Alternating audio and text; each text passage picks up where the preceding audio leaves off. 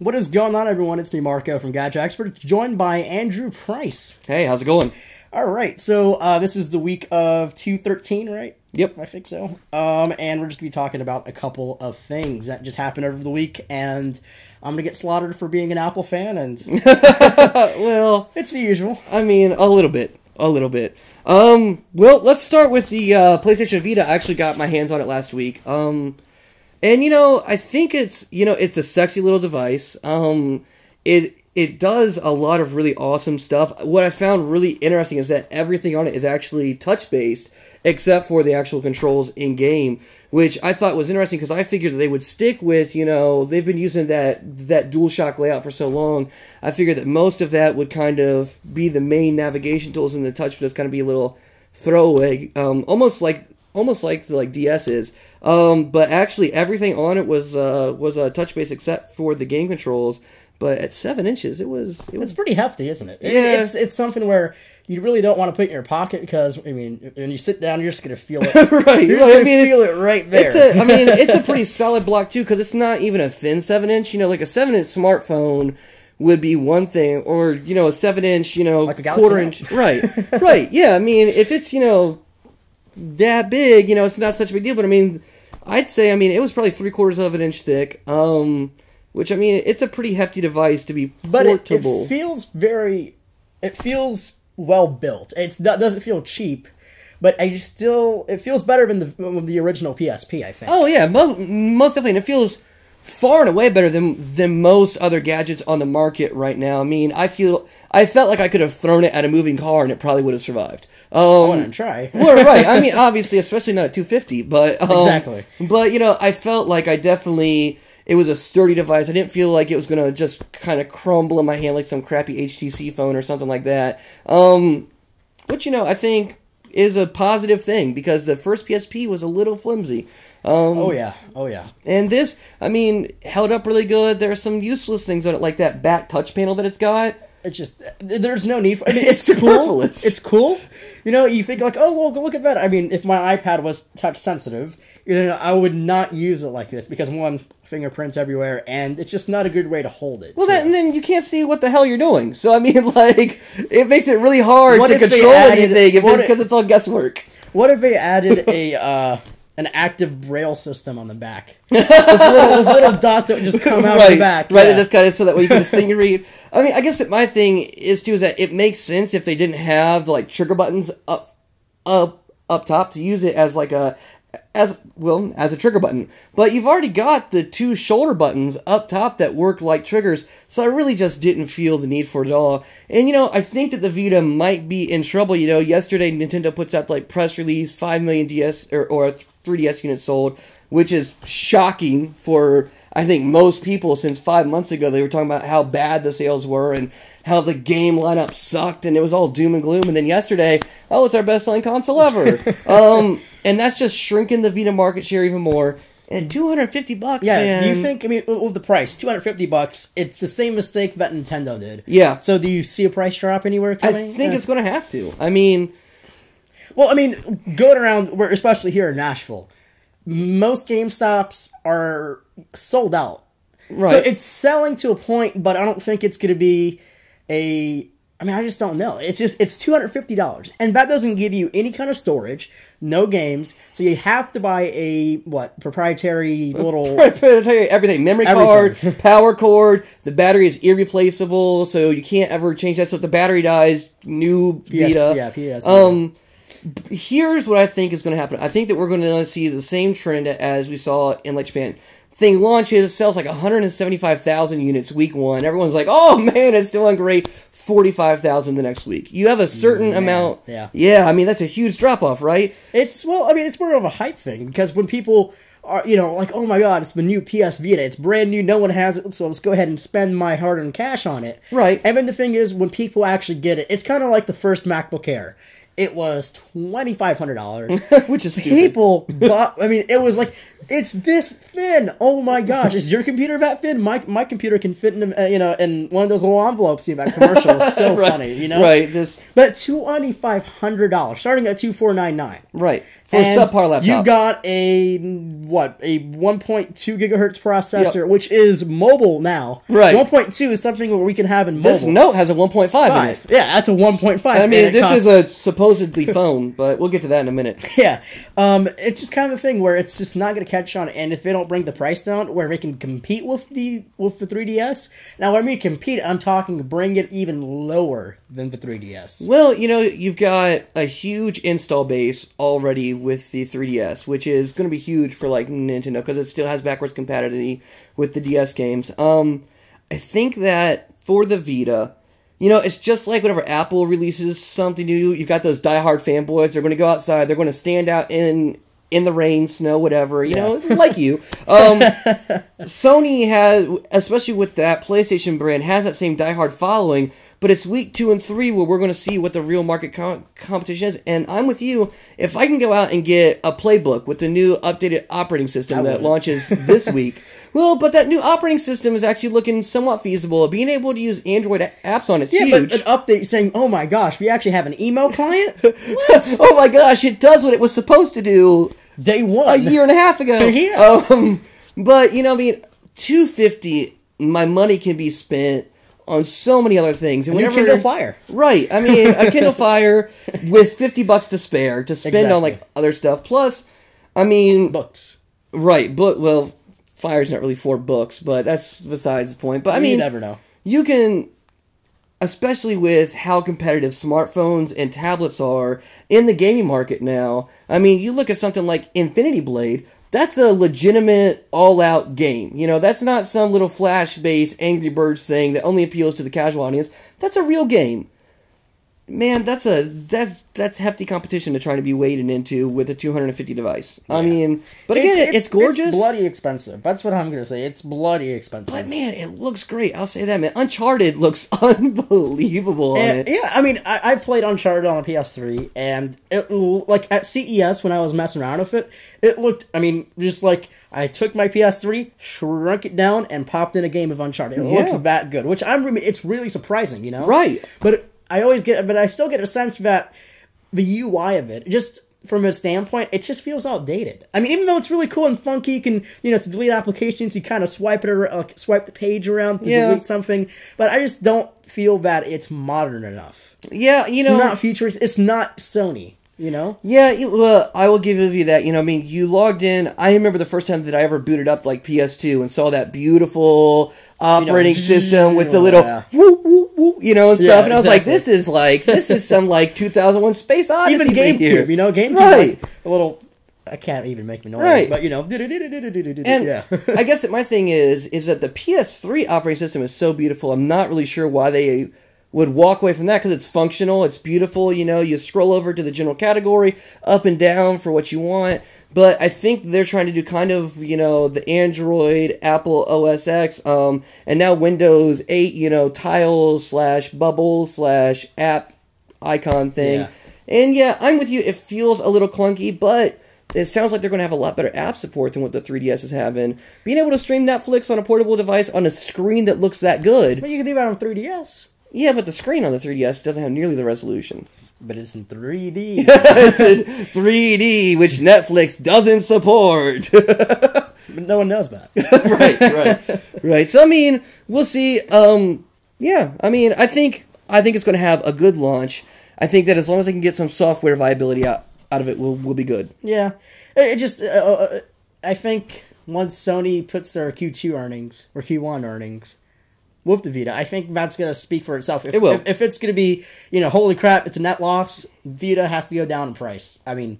And at the time that they cut the price, though, too, you start getting into that area that they hit with like the PS3. We've got so much technology in it, you're going to take a loss to manufacture it. See, Nintendo, was able to drop the price to 170, but they're still making no one was buying it. Right, but they're still making some profit. They're still making about $60 profit per DS sold, which is nothing compared to like the 120 something profit they were bringing in. Yeah, so they definitely cut their earnings in half, basically. Right. But they still are selling in such a quantity that they're making profit. Right, and I'm not sure that if you cut the price of that Vita, the components for that thing are expensive. Between the screen and the processor and the tool and the back touchpad and stuff, I mean, it's an expensive machine to make. I think it's expensive. How much price can you really cut before they're taking a loss per unit sold? 179. Yeah, maybe. That sounds right. Maybe. I think we're going to see a price cut within the first year. Easy. Oh yeah, I mean, first 6 months. First 6 months, yeah. First 6 easily months. In the first 6 months. Anyway, so let's go ahead and move on to my favorite topic. Of course, it's Apple. And we're going to be talking about, let's see. What do you think? TV, box set. Go. Time's up. Never mind. I think right now, the odds of them making a box set, they don't have the screen division for it. They don't have the technology divisions necessary to manufacture. So if they do, they're going to have to outsource everything. Which they already do. Which they already do, but then the problem is who wants to pay $10,000 for a television? I would. Well, yeah, because you're a little fanboy.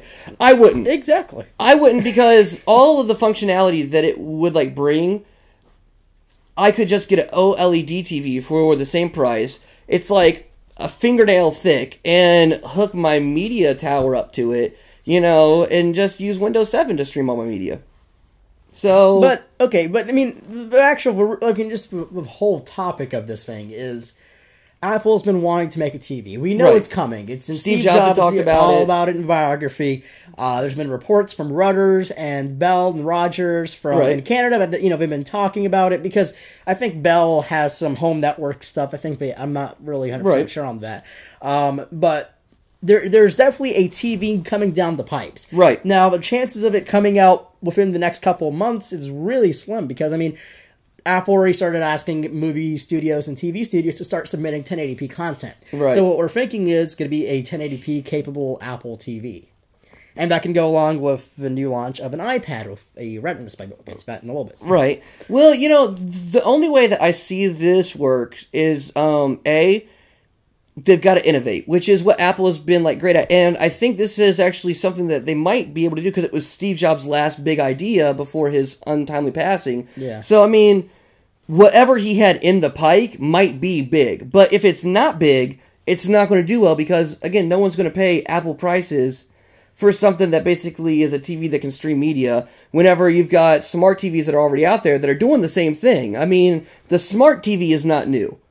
That's already out there, Well, it's not you're not smart either. Right, exactly. I mean, it's basically TVs that run apps. Yeah, I mean... Big deal.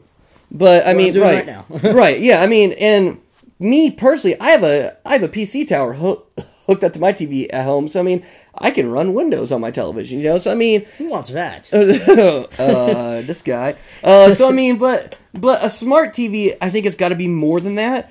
How they can innovate, one, if they go OLED... which fits Apple perfectly. The idea of a super sexy, super thin, almost invisible television set that seems to somehow magically make the picture, I think will blow people's mind. Especially if it can handle streaming content. And then one thing that they do have is they can do proprietary Apple interrelationships, meaning they'll have the only TV that can sync up with your MacBook, with your iPhone, with your iPad, and everything else. And that could be huge for them just because that customer base is already there. Yeah, but, I mean, we're both saying box. Yeah, I think it's just going to be a box. I think it's a box. I don't see how it's... Apple TV, what would it be, 3 now? Unless Apple surprises. I mean, the thing is, with if everyone says it's coming out with the iPad 3, they're not going to steal the show from an iPad 3. No, it'll be a separate launch. If it has a Retina display. Because if it just did the iPad itself should have its own event because, I mean, it's a pretty big-ass product, Right. People went crazy for it. They've sold millions, and I mean millions. Right. And I don't think they're going to steal the spotlight. No.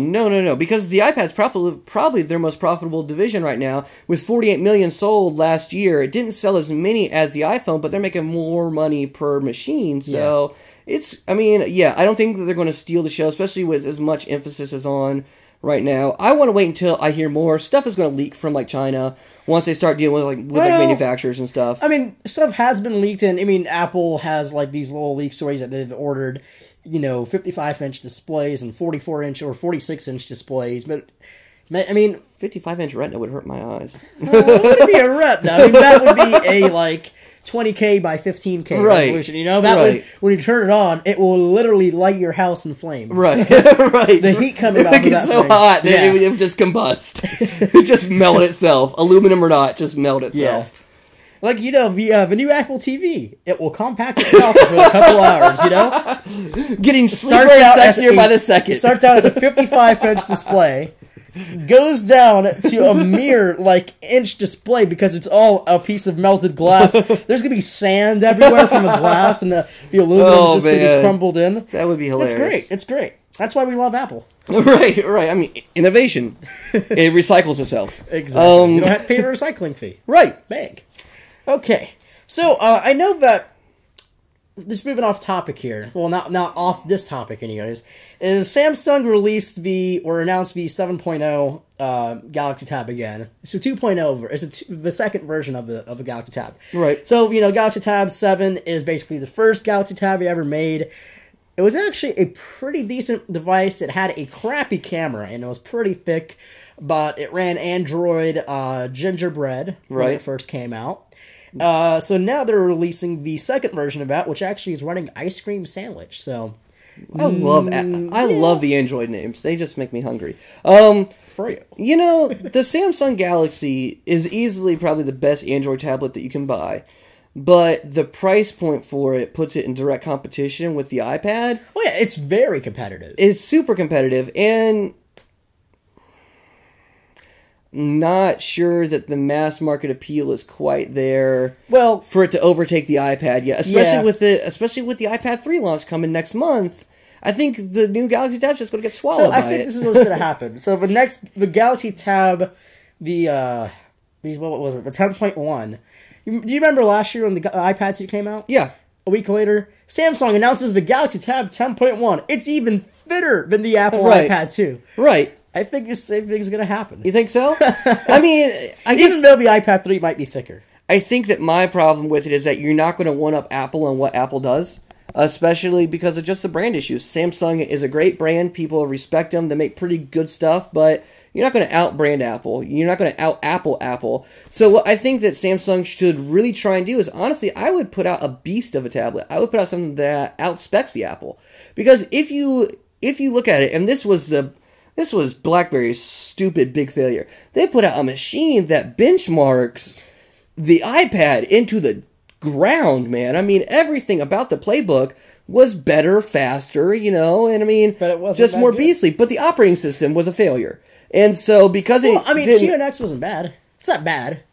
It's reliable. It's reliable because it doesn't do anything. Exactly. That's like saying that the car that can't move reliably can't move. So for example, if this was the iPad and that's the only thing you can do, right? This is basically like QNX. It's reliable. It's not going to crash. You can pull down this menu. Right. You can search stuff that's not on your iPad since you don't have any applications. You don't have a life or something, But if it's something like this, QNX is simple. They make their core applications, but no email clients. Right. Yeah. But they're fixing that next week. Well, next week. It's out today, isn't it? Is it today? 2.0? 21st, right? Yep. 21st, yeah. Yep, it is today. So, I mean, I don't know. I think that if I'm Samsung, I'm going to try and differentiate myself, and I'm going to put out the tablet that, is for benchmarkers and tech geeks. Now, I say that because I am a benchmarker and a tech geek, but I'm going to put out something with a better processor, with more RAM, and that can push it further and faster. The trick is, though, do you really need it? I mean, do you need a quad-core tablet? I don't think so. I would. Really? Yeah. What are you going to do on a tablet that you need a quad-core for? Infinity Blade. Infinity Blade. More frames. Angry Birds. Temple Run. Angry Birds super high def. Oh, yeah. I mean, especially on a Retina display when you turn it on. I mean... Well, that's an iPad 3 thing that we need to talk about because I think they're going to run into problems. Speaking about the iPad 3. Yeah. So, Expected launch date or announcement date, March 7th. Right. We haven't had a confirmation from that by Apple, but of course Apple doesn't tell anybody until like 5 days before the event happens, so we won't know until March 2nd. Hope you can get your plane ticket in time. Oh, man. I bookmarked my a Delta.com flight. Did you? Yeah, it says March 7th at, like, I leave Nashville at 6 a.m. So it's just waiting for like confirmation? I'm just waiting for it. I put my credit card number except the last digit. So all I gotta do is put my last digit, press submit, and I'm good to go. I'm glad you get to go. I'll be here in Nashville. I'll need your help. I'll send you some. I'll put it on a call, and you'll be able to listen. And we can both live blog that event. Sounds that'd be pretty cool. Thrilling for you. So yeah, but iPad 3. You know, we've actually talked about this. Retina display. Retina display 2048 pixels by 1536. I think it's a given. That's a given. I think that they wanted it for like the iPad 2. They realized they couldn't do it. It just wasn't ready. It wasn't ready. I mean, it was ready, but it wasn't ready for the public to get it. Right. And that's kind of Apple, like, you know, when something's ready, they wait an extra year just to perfect it, just to be as best it can be. Or they wanted something really easy they could do next year to make people pay more money. And that's why we have this beautiful fingerprinted everywhere, but it looks quite stunning, isn't it? Yeah, no, I mean, I think that it's going to have a Retina display. They wanted it for the iPad 2. I think that the problem they have was that bumping the apps up to those resolutions was causing performance But you know issues, what? and then battery life. But the thing is, if Apple's going to do a Retina display, I mean, how long would it take developers? I mean, because of course they're going to release a different type of SDK for developers to make these ultra high resolution applications. Right. So, I mean, if they launch that the same day as the SDK,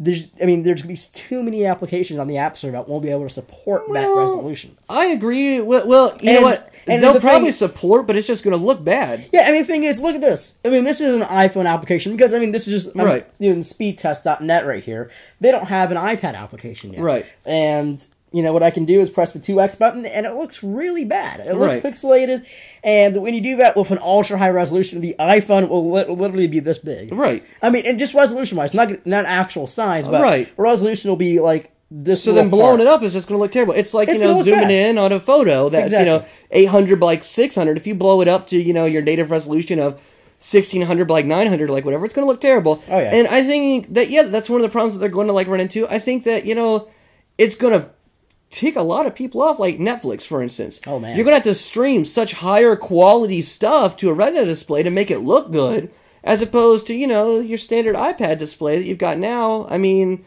I think that they've got to think about that. I'm still worried about performance issues. I'm worried about what happens whenever I try and run something.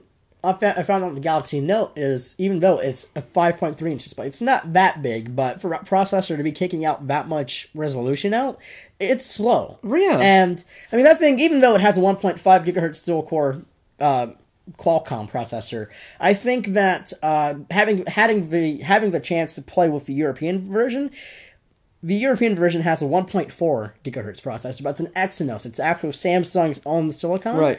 And it's the A9 processor, and that's quicker. Even though the clock speed's slower, but it's quicker. It handles better. Better architecture. Yeah, and I mean, it's just having that kind of resolution on an iPad.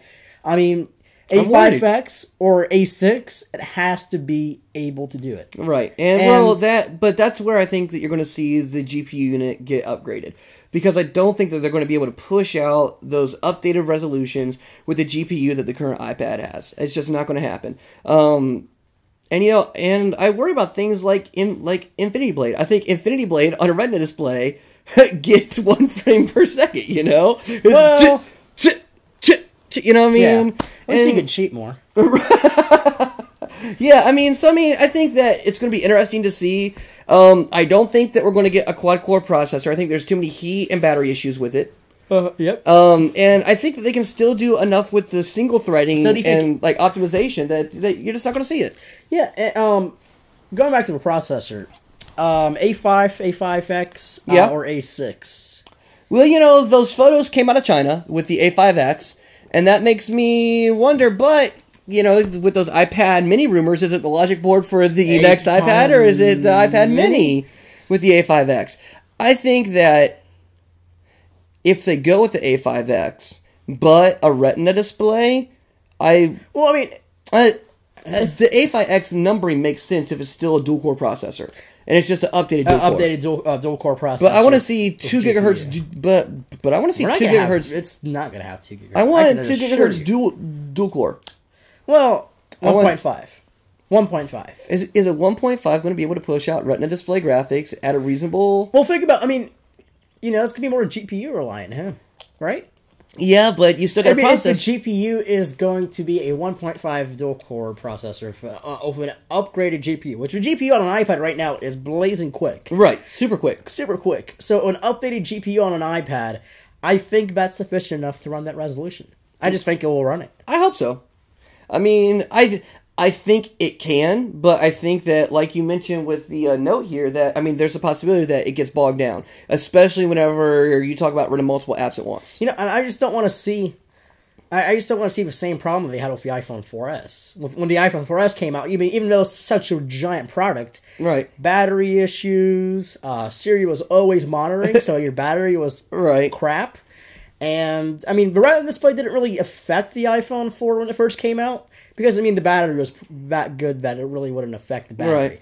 But having a Retina display of 9.7 inches, that's just a tall order. What's the minimum battery that you think the iPad has to have? It has to have 10 hours. You think 10 hours? I think 7. Legendary. The thing with the iPad is it's known for its legendary battery life. It does have a great battery life. 10 hours is sufficient. That's what you should expect to get. And the whole thing about the iPad being 1 millimeter thicker but more tapered, which actually they've done this before, between the iPhone 2G, the first iPhone, and then the iPhone 3G and 3GS. So camera on the iPad 3, because a lot of rumors have been coming out, especially this last week, about what that camera is going to look like. You thinking 3? You thinking 3? It can't be a 5. I've heard this doesn't look good. I've heard up to 8. Yeah. That looks almost as dumb as this. Okay. Let's get the note, and we'll compare it to the iPad. I would rather do a note because it's a quarter of a size. Right. This isn't an iPad. This is a tablet. Right. It's like taking your laptop with you to the museum. Right. And just using the camera to take photos of whatever you're looking at, Right. Open it up and just... Yeah. I just don't see... I know Apple doesn't see this as a camera device because we would have known if the iPad 2 having this crappy, not even a 1 megapixel camera on it. Right. That shows you Apple doesn't see this as a photo device. The only thing that I can think of is that they want better FaceTime. Well, yeah, the only thing, it'll have a 720p HD FaceTime camera. But you think that the out-facing camera is going to be 3? 1080p. Because the thing, resolution will be probably matching the screen resolution, so when you do take photos, it will fill up the screen. Right. So 248 by 1536 is 3 megapixels in resolution terms. Yeah. And with that, it's more sufficient to do 1080p. So you'll still be able to record your 1080p video. Right.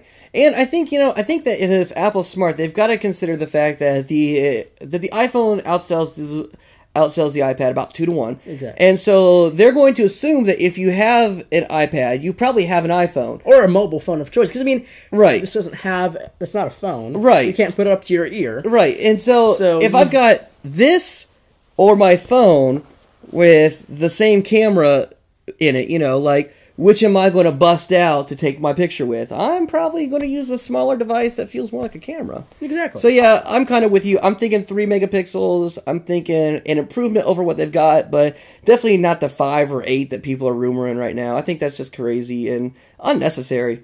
It's weird. I just don't see it. And let's just go back to the iPad Mini, because I know this is your favorite topic, because you've been talking to me about this for the past couple of days. I think it's going to happen, maybe. No. Did you hear what Steve Jobs said? I heard what Steve Jobs said about how there's not a market for it, but you know what, though, we've also seen that disproven. Samsung's got a 7-inch and a 10-inch. It's not going to sell. You've got the Kindle Fire. That's $7. And the only way the Playbook that's $7. The only way that Apple will be able to release an iPad Mini is just because Steve Jobs wasn't there. And the fact is, he only passed away in October, and that's not a big enough time frame for Apple to develop a whole new iPad. There wasn't. I don't think that they're going to, though. I think that it's this simple. Use the components that they've already designed for the iPad 1. Big. No, for the iPad 1. Same components, not the same layout, but the same components from the iPad 1. Do you see... The thing is with Apple is they don't see making a lesser quality product and selling it for cheaper than the premium. Because, just think about it. The iPhone 4S, $199. The iPhone 4, which was last year's big thing, $99. Right. When the iPad 2 came out, the iPad 1 was $399. Right. There's just not going to be... I don't think Apple feels comfortable delivering a smaller, cheaper, lesser quality device. It doesn't seem Apple. Yeah, and this is probably the best argument against it, is that right now Apple has pricing covered in $100 increments across the entire spectrum, from $0 free with the contract for an iPhone, all the way up to about $2,000-something. Every $100, there's an increment of like Apple. So I'm not really sure where the mini iPad would fit in their pricing model. And then also, well, and then the thing is that, okay, so you've got the Playbook for $200 right now, and you've got the Kindle Fire for $200 right now. How do you make an iPad that's going to be cheap enough to compete with those markets? I don't see how it's going to happen. What I think will happen is... Components are too expensive. Yeah, exactly. I mean, it's just... What I think will happen in terms of a larger... or a smaller device than an iPad, but not a phone, is since the iPhone is expected to be around 4 or something inches. The iPod Touch, of course, will see that as well. Mm-hmm. So the iPod Touch will become a larger iPod. Right. Which, I mean, this, I almost dropped it, is basically a giant iPod. It's called an iPad, because it's a pad-shaped device. So, like the Galaxy Player, it's 4 inches, 5 inches, that sells almost the size of a tablet. Right. But it's still a portable mobile device. Right. And I think that there is a market for those devices, but I'm not sure that Apple is really all that concerned with getting into it whenever they've already got the iPod Touch and the iPhone. But it does segue into greatly into our little phablet. Phablet, whatever tablet, phone thing you want to think. I just want to take just a second for the people that are actually watching to show my first impression whenever I first held this, which, I mean, you can see, it's 5 inches. You want to bring this up to the cameras? Well, hold on. Look at how crazy this looks, okay? I want you to... This thing is almost as big as the old Motorola devices that... We'll go zoom in onto your face. that my dad had back in the 90s. Look at how giant this is. I mean, it is the size of my face. Holding it up, and it's kind of heavy for a phone, too. If I were going to talk on the phone for, 45 minutes to an hour, I don't know that I want something quite this heavy up there the whole time. And, it's not very ergonomic for a phone, It really isn't. It's just a giant block. It's not... And, I bought this really crappy Wildfire S, which is a terrible phone, by the way. Never buy this.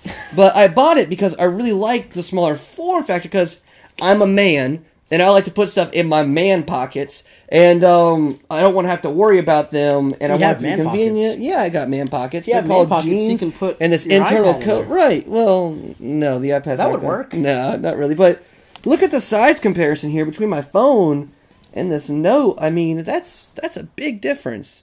Yeah, that's pretty. It's pretty big. Okay. Now, granted, my phone's a piece of crap. Here's my verdict on the Galaxy Note. If you haven't already watched or listened or read my review, there's 3 different types of way of looking at it. Right. It's kind of the thing is, it's personal preference on what you think or what you want to call it, because some people may call it, it's a really big phone, or it's a really small tablet. It's not... I can't say, it's a Note. What does that mean? Right. A Note is, like if you're back in middle school passing a note to the girl you like or something. Right. Do you like me, yes or no? Right. Exactly. What exactly is a Note? It's not a Post-it. But the thing is, you're not going to go past this to the girl you like, because one thing, you're not going to get it back. Right. Right. And didn't mean to cut you off, but it just doesn't feel finished. Because the OS, it's gingerbread. Right. It doesn't fit the phone. But that's going to change. It is going to change, but it doesn't fit a phone. There's just a seam. It just feels like it's empty inside. You know, there's so much. I mean, it's like heartless. It's heartless. Like, you know, it's like an iPad. You know, when we look at an iPad, it's, you know, we first like, crap, it has the same iPhone OS. You know, right? It's really empty, but people have grown to like it. Right. But the thing with that, it's just it tries to blur the line between a phone and a tablet.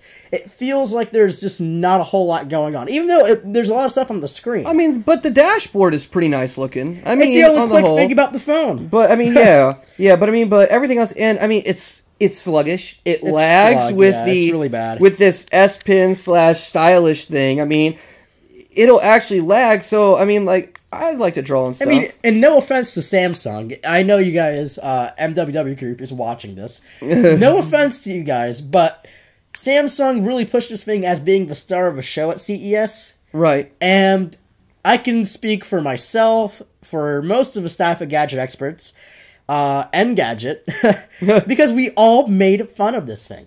And what's really funny is when I was with Engadget over at CES, right, the stage of Engadget was right next door to the note booth. Where people were getting their faces drawn and stuff, and you can play around with the note and stuff. Right. And then, you know, right in the middle of the podcast, if you guys want to go back to Engadget.com or something and look at the podcast when we were on the stage, right, when I was talking to Miriam, we were just saying, you know, your worst device at CES? Oh, it has to even know. And we were like saying, we were screaming at the people that were working the booth, like, you guys made a terrible device, no one's gonna buy it, whatever. But the thing is, sales have been okay with the Note. Right. It's been selling. It's doing alright. It's not an iPhone. It's not. It's not a Galaxy S2. It's not. It's not a Galaxy Nexus. No.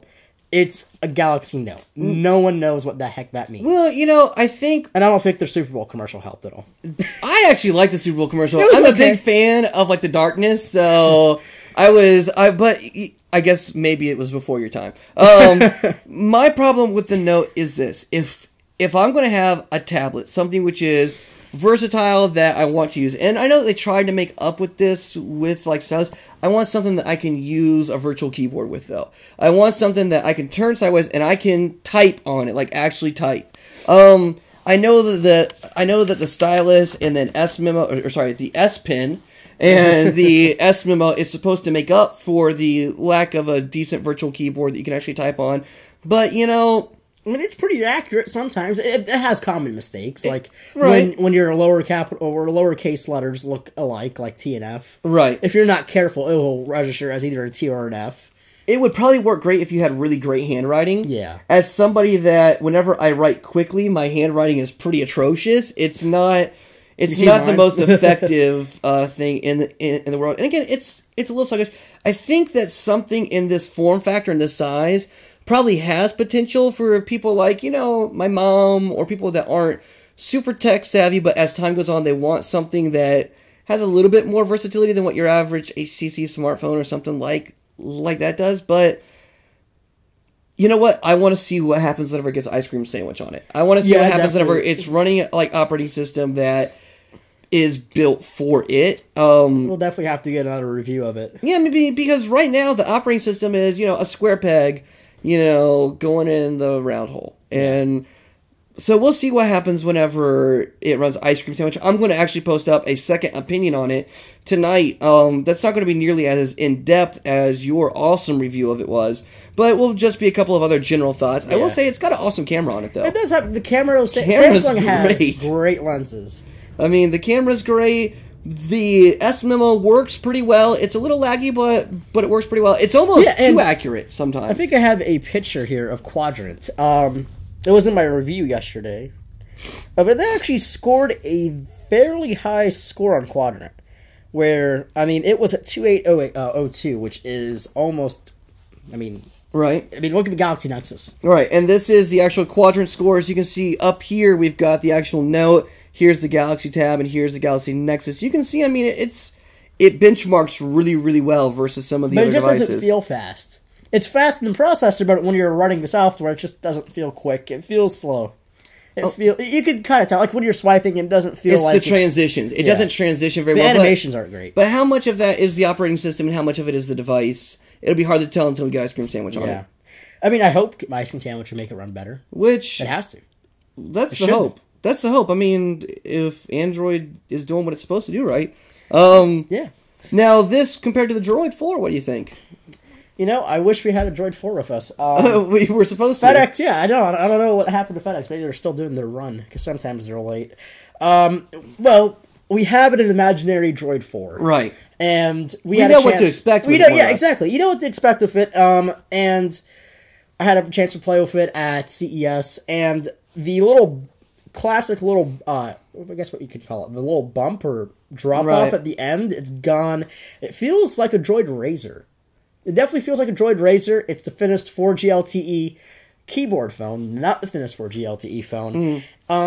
You know, with the Droid 4, it feels outdated still, because there's still a QWERTY keyboard, even though some people do like QWERTY keyboards. You know, I want to talk on that really quick because my dad is a businessman, and he's been doing this for a long time. He was dealing with smartphones back whenever Palm had their very first smart PDA devices and stuff. You know what I mean? Trio? Yeah, man. I mean, he's been Yep, the Palm Trio way back. That was awesome. With its own special little language you had to memorize like a wizard and stuff. Like, he's been doing this for a long time, but he still really prefers the tactile sensation of the keyboard. BlackBerry, exactly. Well, Right. the BlackBerry keyboard is the best. Easily. I mean, even though it's compact and small, but the way it's designed, it's good. And he's using a Droid because he, you know... Like the slider Droid. Yeah. I don't know why. It's, you know, some people like keys, you know? I mean, I like keys, but I haven't used the keyboard in years. I mean, ever since my iPhone, I've never gone back to a... I mean, other than devices that I've reviewed, which have mostly the keyboard phones, have been the Droid 1, 2, 3, and now the fourth one. I haven't seen many devices with keyboards, even though there are some. There are some. The Palm Pixie, when I reviewed that, it had a keyboard. The Blackberries that I have reviewed, they have a keyboard. Yeah, they have keyboards, bless their hearts. Yep. That's about it that they got, but they do have keyboards. Hey, but it's great. you know, awesome keyboards, but they have them. You know, the last keyboard phone I used was a T-Mobile Dash, and that kind of killed me on the keyboard forever after that. T-Mobile Dash. After that device. If any viewers don't know what a T-Mobile Dash is, feel free to what should we say? I don't want to. Who made it? HTC? HTC made it. It was one of their. It was whenever they were making devices mostly for T-Mobile with the Sidekick and the Wing and the Dash. It was a Windows mobile phone before the new version of Windows Mobile. I think we should just stop it there. It was bad. If you want to, yeah, Google it. Google it. Google it. It was a brick with a keyboard. It was hilarious. It's definitely great. I had a Dash. I had a Dash for 3 days. I told you about it? Yeah. Yeah. I had a Dash. Yep. I think I had T-Mobile back when it was called VoiceStream. Yeah. VoiceStream, oh man. Well, T-Mobile was still around back then. They just bought VoiceStream out and conglomerated it. Oh, so I guess, yeah, well, I guess that's what happened then. That's how T-Mobile built its network. T-Mobile's network is like a patchwork cloak. Basically, they've bought small carriers here, small carriers there. T-Mobile's buying carriers, but they can't be bought? Yeah, basically. Like, they bought, whenever I worked for them, they bought a small carrier in the South that was dealing with all those small little rural areas called Suncom. And they bought them out and made Suncom T-Mobile. So T-Mobile is still, I mean, at least until fairly recently was still buying up smaller carriers. But, yeah. Strange. But they're never, AT&T will never be able to buy them. Okay, so here is the topic of the week. Googlerola. Googlerola! Yes. Googlerola. Sounds like a Japanese monster. Googlerola! I wonder what this is going to be called, actually. I think it's just going to be... It's be oh no, Googlerola! Exactly. So, officially, the European Commission gave the go-ahead to Google's... for them buying Motorola as their in-house hardware. Right. And then a day later, U.S. also, their... What's it called? U.S.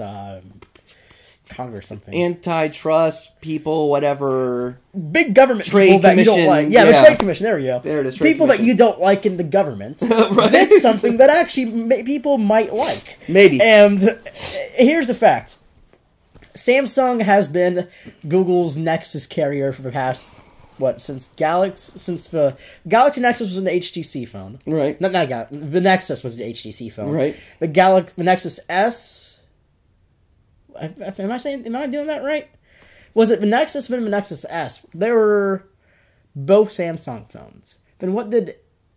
HTC made the one for T-Mobile, maybe? That Google phone, that T-Mobile, the G1? G1. The G1? G1, G2. Were T-Mobile only. And they were Nexus-based. They were total Android phones. I think that's correct.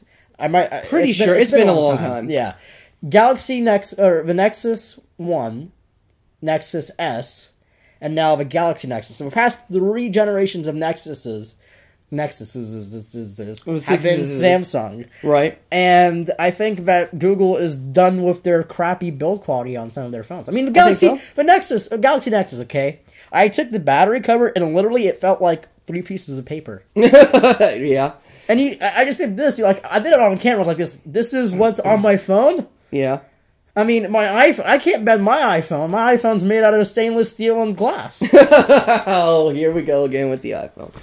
This is made out of aluminium, the proper way to say aluminum. If you are British, I'm doing you guys a favor. If you're not British, aluminum. Aluminum. Yeah, and this is a beautiful design. It is. The Galaxy Nexus, very sexy even design. though it's a beautiful phone, it runs Ice Cream Sandwich, which is a beautiful OS. It is. It feels hollow. Yeah. When you hit it on your, it feels a little cheap. When you hit it on your palm, you can feel the vibrate motor vibrating. You're definitely scared to drop it. Let's just put it that way. The thing that I wonder with Google Rolla here is, I wonder what they're going to do with Android now that they have an actual phone manufacturer. Google software, right? Do they decide that they're not going to let anybody else use Android anymore? No. They can't. There's too many OEMs. They can. What are they going to do? Well, I mean, they can, but they can't. They most certainly can. What are they going to do? What is HTC going to do? What is Samsung? I mean, Samsung has BATA. HTC is already in trouble. Samsung isn't in trouble. But why does Google care now that they have their own phone carrier? Because they still want to push out their Android operating because they're making money off of it. OEMs are going crazy on it, and if you're looking for a cheaper alternative, you could go buy an HTC or a Samsung.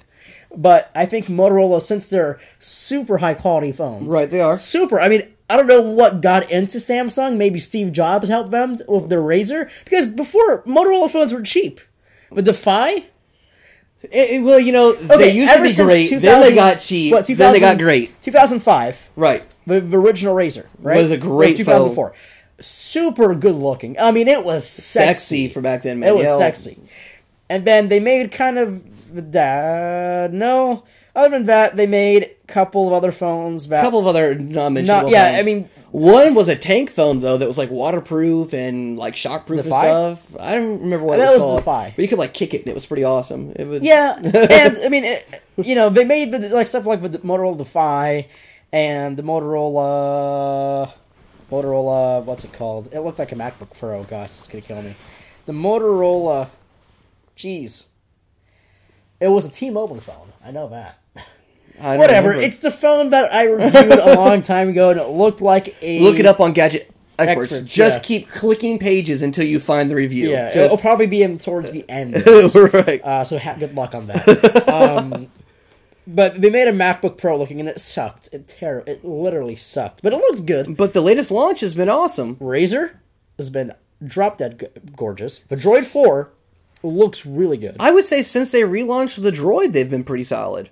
Yeah, I mean, they've really been on a solid run, and I think having a Nexus Motorola phone will be epic. Because when we figure it out in Google I.O., when it happens in June, and here we are announcing the first Google Motorola Nexus. Right. Screw you, Galaxy Nexus. We have a new phone, and it's way better than yours. Because Google and Motorola are all going to be having power on what processor? Right.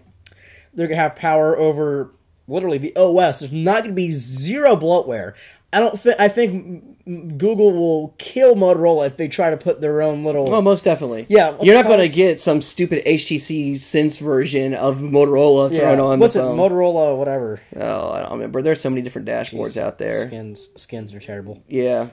So they're not going to have their Motorola custom UI on it. It's just going to be a great phone. Here's the trick, though. Does Google make an Android specifically for their devices? It'll be the most unfragmented. I think it'll be the most unfragmented, closest they're probably going to only have like one phone. Right. Which is the phone to get. If right. You like kind Android. of like Apple has just the iPhone. Yeah, the iPhone. They don't need anything else because this is the phone to have. I kind of agree. I think that Google's not going to go with this kind of wide spectrum release like a Nokia or something. We're like, we made 9 million phones. You know, it's going to be... They've learned because the past couple years, you're too fragmented. There's too many OEMs. Right.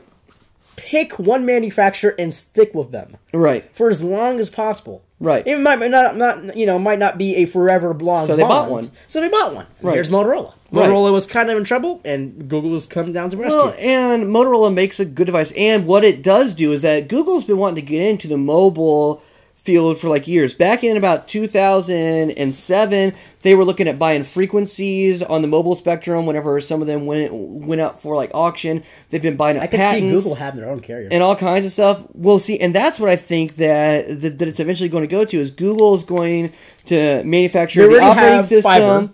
They already have They've fiber. already got fiber that they're making. And I actually had a chance to mess with it's Kansas. Fast. Oh my god. It's super fast. I've been on Google Fiber also. It's super fast. Excuse my French. It's fast. Yeah. It's really fast. And so, I could see them having their own manufactured phones that are made in-house, their own operating system, their own carrier, and kind of... their own bars, their own restaurants, their own ice cream. I mean, we're not far from that. I mean, Google's got... a lot of stuff. I think they've got an unlimited amount of money. So I want to take you to Google I/O, and it's in June. Yeah, we can go. We can go, and we have to go. Because the first time I ever went to Google's headquarters, I wanted to live there. Holy crap! They have masseuses. I hear it's nice and like full on 5-star chefs. Yeah, 5-star chefs. We have basically Gordon Ramsay cooking you meals. They have healthy snacks. They have gyms. They have froyo everywhere, gingerbread ice cream sandwiches now. Right. They have this. It's just like a great atmosphere to be in. It's such great. Gadget, when we get an office, it's definitely going to be like that. We're going to have a commercial espresso machine. We're going to have a gym. P90X playing everywhere, getting fit, getting your iPad and putting it over your shoulder and just lifting your weights and stuff. Well, no, you just do that with the Google Note and do some curls. Oh, yeah. I think that, if there's one thing that Google is great at, they're great at the same thing like Apple is, and that's innovation. And until recently, it's always been software. I think it's going to be really exciting to see what Google does whenever they're going to start innovating hardware and how they're going to, what kind of crazy ideas is Google going to bring to hardware. I think it's going to be really interesting. I am interested to see what they do with Android, though, now that it's not in their business best interest to support other manufacturers. Exactly. It's going to be really interesting to see what they do, but they've also got to be careful because of antitrust stuff.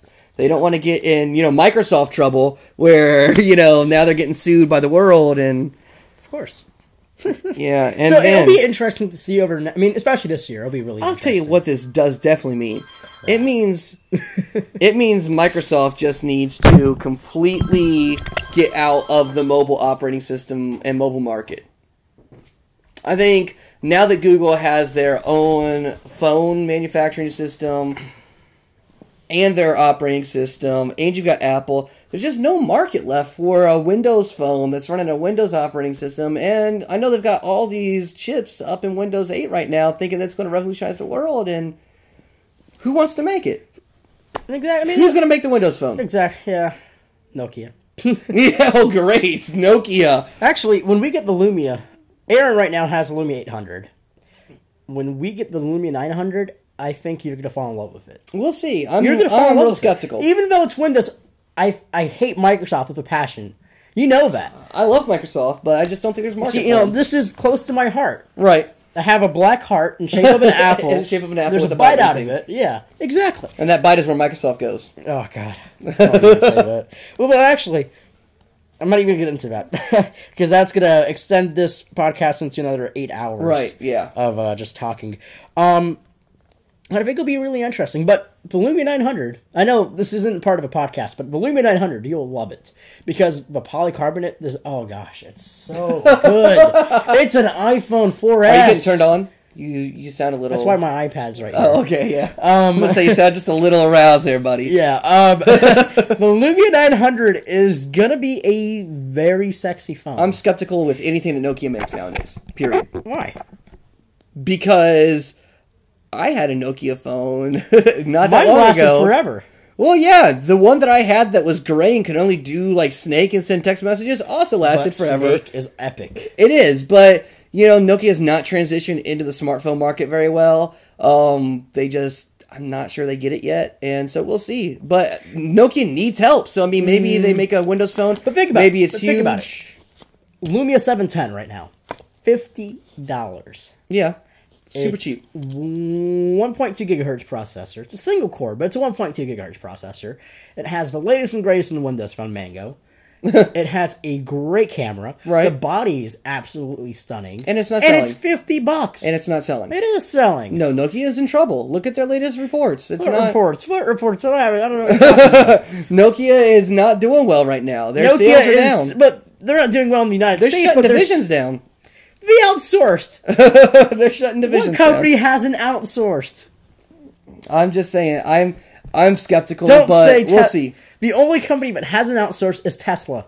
They make cars. That's true. That's They true. make $80,000 electric sports cars. They're nice cars, though. Oh my! You know how much I wanted to take that puppy out for a drive? I was able to turn on and rev an engine of a Lamborghini Aventador, Right. a $450,000 car. But I wasn't able to turn on. Well, I guess you can't turn on an engine because there isn't an Yeah, engine. there isn't one. In a Tesla that's $80,000. Yeah. Anyways, and the cool thing Yeah. about, and I like We're way off track. we're off track. We always get off track. And the cool thing is, I asked the guy that was demoing it, like, "Hey, where did you used to work?" Apple. I love you already, man. Oh, here I we love go. Tesla. I'm gonna buy one as soon as I have $80,000 to blow. As soon on a as you car. have $80,000, you don't need to spend anything else. like Apple. Right. So Andrew, Yeah. OSX Mountain Lion, roar. Yeah. So did we degrade? I mean, from a lion. I mean, if you put a lion against a mountain lion, Against the mountain lion, the lion's lion gonna wins. win. Yeah. Yeah, mountain lion seems kind of pansy, to be honest with you. what? I Well, it's mean- cool. I mean, okay, it's back to the Mac. It is back to the Mac. Because the thing is, they dropped Mac out of their name. It's no longer Mac OS X. Right, it's just OS X. OS X Lion. Right. Mountain Lion. I'm kind of just wondering if I should install it to my computer. Because, I mean, I'm able to, because I have a developer account. Right. I'm able to download it and use it. And I have, but I've went back to my Lion. But I think the features like, the notification bar, that's really cool. Because when you get emails, instead of just getting an audible, like, bling, Right. you actually get a notification bar, and right there you can click on it, it opens up mail, even if it's closed, it would open up mail. It'll have iMessage, so I can basically send text messages to an iPhone, Right. someone's phone number, but has iMessage Which is turned handy. on, which is handy. Other than that, AirPlay, oh my gosh. Oh my! I AirPlay- can use my freaking TV right there as a Mac. AirPlay is pretty handy. I will say that's probably the biggest thing. I mean, And we're using AirPlay right now. Right. I mean, right now you guys can't actually see it, but we have the iPad actually synced with the TV as a monitor And behind. is it not quick? It is quick. There's very little lag. There's less lag with the AirPlay than with the Samsung Note with the S Pen. Well, that's like eternity. Right? Yeah. I mean, It's like, you know what? I was wanted to compare that to the Samsung Eternity. That was an awesome phone. OS X Mountain Lion is good. I'm not hope sure it's that free. it does enough. Yeah, it's free. I hope it's free too, because I'm not sure that it does enough to warrant paying anything else. Yeah. I'm not sure that it warrants. But compared to other OS X launches, Right. Leopard and Snow Leopard wasn't big. It wasn't good, and it was Right. $30. Right. Oh, Snow Leopard Align was huge. It was huge. And Lion to Mountain Lion, it's still pretty substantial. It's It's better substantial. than before. It's better than Here's before. the question though: if you're in Great Britain and you're paying per gig download, it's like 20 gigs, right? Here we go again. Well, no. But this is a separate issue because that'll be next week's podcast. But for the Mountain Lion download, you're in Great Britain, right? And you got to pay per gig. Do you want to spend $30 to download it? Sure. You'd spend $30 to download it, and you think it's worth it. $60 is cheaper than Windows 8 Premium. Absolutely, absolutely. I will reserve. How much is your software? How much is your software? What, Windows? Yeah. Oh, super expensive. Exactly. Windows, $30. Windows. I bought Windows 7 Ultimate, and it was costly. Exactly. If you live in Great Britain or any other European third party, And you can download it for free. Go to Starbucks, McDonald's, Burger King. Well, yeah, Starbucks isn't as friendly with people camping as it used to be, but yeah, I mean, I would actually. True story. During the iPhone 4S event, I went to Starbucks. you think that it's worth it though? You think that it's worth the download? Oh yeah. Okay. It's a great software. I mean, if you have an iPhone, if you have an iPad, and you're so used to having notification bar right there, you can go through your notifications, your emails, your iMessage. There's a little bit more compatibility. Well, let's see. There's AirPlay, iMessage notification bar. There's Twitter, which actually kind of seems cool. Where if I'm looking at a website, I can just tweet that instead of opening up Twitter via application. I'm worried that we're blurring the line, though, between what is a personal computer and what is a mobile device. Exactly, that's what we want to do. See, I don't know if I want to do that, I like my computer being a computer. Here's Apple. Well, he's a Windows fan. I am a Windows fan. And look what Windows 8 is. I know, and I'm worried about it. I don't know that I'll switch. Thank you so much, Microsoft, for screwing Windows over. Yeah, man, I don't know that I'm going to switch. I think I might just stick with Windows 7. Well, of course, I'm going to boot camp it. Because you need, pictures to know what to do. That's why you use a Mac. I can read, so I can use... Look at my Mac right now. Look at my Mac. Is there any pictures on there? There's only a dock. But that's still a hardcore computer. I see a bunch of icons. It's a dock. No words. Windows 7 has a dock. Yeah, I have little files. Windows 7 does have a dock. It does have a dock. It does have a dock. And you know what? A Microsoft representative, we copied the Mac with a dock. They did. said that. Oh, no, most definitely. It's the same thing. That's what I'm saying. But you know what? That right there is a desktop. I have icons. I have applications. I can run hardcore things. I can do Steam on it. But running, great games. I can do Star Wars: The Old Republic on it. Ooh, I can't do this. I don't know. I can't. I would love to see. Well, actually, no, you can't because there's no Mac client out for Star Wars: The Old Republic. And that's where Steam comes in. And I'll say this: trying to run that on a Mac, I don't think you're going to get more than 10 frames a second because my Assassin's Creed, my GTX 550. My GTX 580 machine. Well, my Apple installed GPU can handle anything that Apple throws at it. Apple throws at it. It runs Final Cut Pro. Okay. Weren't we just talking about that earlier? We were talking about how it craps out running Final Cut? It runs it well. Sometimes it does jitter.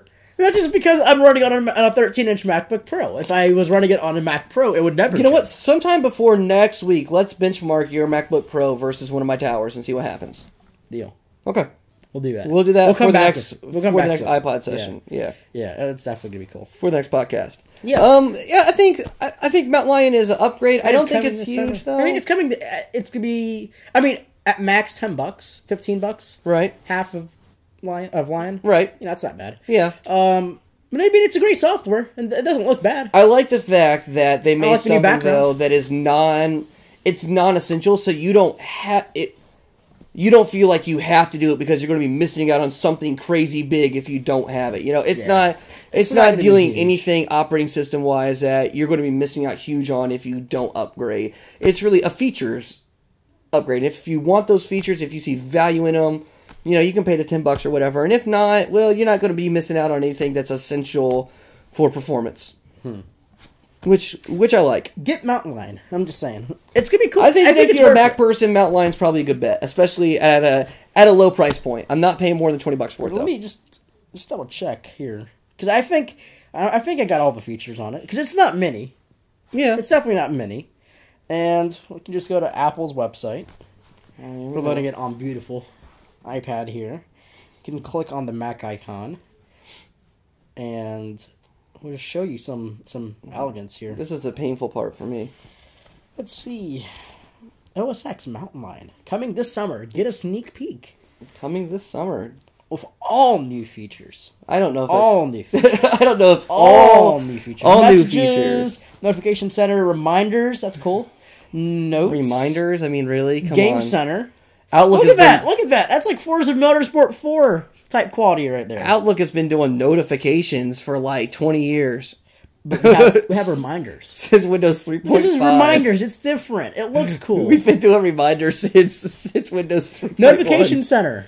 Don't say Android. There's a widget on Windows 7 that'll give you a notification center. Yeah. It's also called an RSS feed. What's that? Yeah, what? I don't know. Anyway, so coming up to the last topic, we're over an hour. Yeah. It's a great podcast. Well, we can cut it out, though. Yeah, it's going to be an hour. It's going to be around an hour. Probably. So, the last topic of the podcast, of the weekly recap here. Yeah.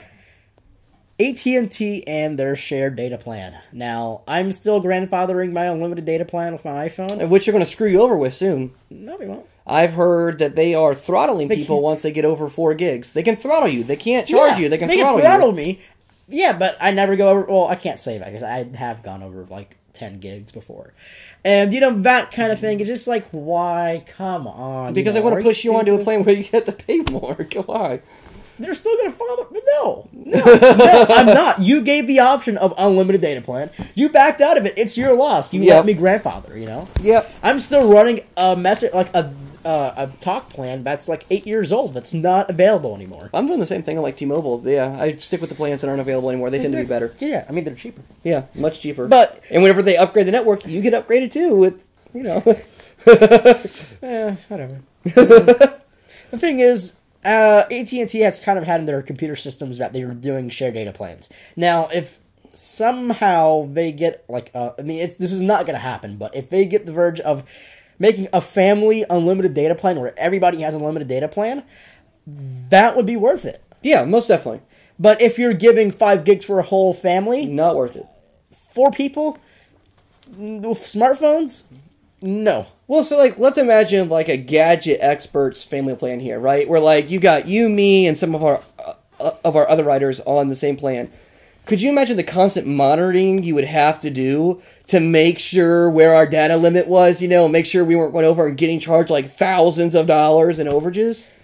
Andrew, don't use another kilobyte of data until, 20 days from now. It's what? You have to turn your phone off, especially because so many apps are constantly streaming data in the background. They'll use it. I don't know what happened. I wasn't downloading anything, but that doesn't mean that it was actually, not downloading. If you turn that on and I have to watch myself, that's just going to be weird. This right here? Yeah. Oh, this is pretty funny. I'm just making sure it looks good. It does look good. I'm kind of skeptical that there's... Yeah, it seems dumb to me. Unlimited data. Yeah, it needs to be unlimited data. If you're going to have a family time shared data, it should be unlimited. 4G LTE. Give us unlimited 4G LTE, because 4G LTE lets you consume more data at a faster time. Yeah. And, if you want to lose your customers by, charging them $800 for an overage charge, it's your loss because, one, you just lost their customer. Yep. Even though they might pay you the extremely expensive termination fee, but you're not getting paid monthly. Right. It's your loss. Well, and then, especially because right now, mobile penetration in America is about 85%. About 85% of people that could ever own or use a cell phone already own a cell phone and then use one. I saw a brick phone. So, right. And so... The trick is that, especially in America, there's not a whole lot of new customers to go after. What you're trying to do is retain customers and bring customers in from other carriers. That's how you increase your market share. What that means is that you don't ever want to lose customers, because once you piss them off too, they're probably never going to come back. You hit somebody with that $800 overage fee for data because their iPhone or their Galaxy was streaming data that they didn't even know. Man, they're going to go to Sprint where they know they don't have to worry about it, and then you're never going to get it back. And so I think that's something that they've really got to be conscious of. But I would say, $100 a month for unlimited family data, I'm paying it, aren't you? Oh, yeah. For unlimited for everybody? Heck yeah. Heck yeah. I would just do that for myself. Well, actually, no, I wouldn't. Nah, I wouldn't do 100 for just one phone. But I would do it for me and my wife. We're paying $40 right now for our unlimited plans on another carrier. I would go over to AT&T for the faster service. I get an iPhone for us. Get a free iPhone in the process, and $50 per person for unlimited data. I'd do it. Get an iPhone for us. Get an iPhone for us. That's my last statement. Yeah. For just this whole topic right here. I think we have to wait and see. It's. We'll see. I mean, they've got to do something though, because people are not happy with their data plans. Yeah, I'm just so tired of just everybody trying to get. All carriers except Sprint have unlimited data. I mean, no. Sorry, let me rephrase that. All carriers other than Sprint don't have unlimited data. Nope, T-Mobile has unlimited data. It's throttled. T-Mobile has unlimited data. I know because I have it. Okay, 2 carriers out of the 4. 2 carriers out of the 4. Data. Sprint and T-Mobile throttles your data. Sprint does not. T-Mobile does. No, they actually do. Do they throttle? Yeah. I didn't think they did. They didn't. They're definitely like, hey, we throttle your data. No. They're not like coming out like it's a slower. marching band. No, it's a little slower. It's a little not slower. It's not like T-Mobile kicks you on edge. Yes. T-Mobile kicks you back over to the Edge network, which is slower than dial-up. What the heck is wrong with you, T-Mobile? Yes. What is wrong with you? Of course, no wonder freaking someone wanted to buy you out, because you suck. Well, I wouldn't say that they suck. I mean, at least they're not doing what like Apple does and charging you. I mean, I would rather have slower data speeds and, take a while to update the weather on my Facebook than have to pay per megabyte. I'm a data freak. If nothing is instant, I'm going to be pissed off. If I'm not opening up Safari, going to GadgetExperts.net, it's not like that, I'm going to be pissed off. I'm a little older, so I'm more patient. I'm not a patient person, especially when it comes down to technology, because I think technology should be instant.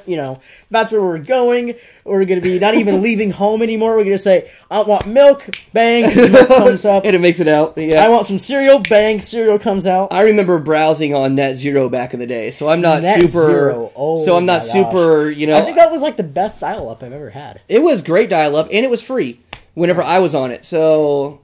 But you had that stupid ad banner at the top that was just... it took up a third of your screen. Wait, you called me? I'm sorry. Yeah. I mean, on an 800, like 600... I was watching some adult movies on Net Zero's network connection. Anyways. I can only see the bottom 2/3 of the adult movie, but I was watching them. Yeah, I mean, I think AT&T has got to change. Especially if they're wanting... Their major competition right now is still Verizon, but Sprint is like coming up. They've got great devices, and the unlimited data is a huge thing because as more people transition to a smartphone, people realize I need data. If I want to do web browsing, if I want apps to update, I mean, could you imagine trying to update just your Android operating system with a system update over a limited network? There's half your data for the month. Woo. Yeah, I mean... Exactly. So yeah, I mean, I think that an unlimited share plan, even upwards, I mean, even if they push it as high as 120, I think it's still a value, and I think that they can still bring people. Any higher than that, though, I think it becomes useless. They should have just a limited everything plan. $200 flat rate. T-Mobile, $50 a month, unlimited everything. Unlimited talk, text, data. Whatever. Just saying, not the best coverage, but easily the cheapest. It works here. It works. It doesn't work there. You know what? It works in Nashville pretty well. My wife gets pretty good 4G speeds. I don't know that I'd buy it if I were in another city. But for Nashville, they've got a call center here. Their coverage is really good. And it's fast and it's super cheap. $50 a month, unlimited everything. I think you get a Lumia 710. And, well, she got a MyTouch 4G for free. You know, Lumia 710. Which is actually good. Which is actually a good phone. Yeah, or the Lumia. If you want to run a Windows phone. It's a great phone. It's a great phone. Anyways. Well, I think that about wraps it up, yeah? Yeah. All right. So thank you guys for joining us. Again, Marco Hanna from Gadget Experts, joined by Andrew Price. Gadget Experts. Yep. Make sure to subscribe to the iTunes podcast. We don't publicize on anything else except, I guess, GadgetExperts.net, because this goes on it. Yeah. You'll be able to see this video if you haven't catched it live. Well, of course, you're watching it right now, so it's kind of stupid. But right. You are now watching it because we uploaded this to the internet. Right, and you should have it up later tonight for those people that are just listening or are you streaming but want to see the nice, edited, sleek-looking video. Yeah. Probably later tonight. For you guys that watch this on Ustream, thank you for camping out and going through the outtakes. Yeah, and putting up with our rambling. I love that. Yeah, it's a lot of rambling. Yeah. Well, it's been real, and probably see you guys next week for another Gadget Experts Weekly Roundup, right? Yep. All right. We'll see you guys next time.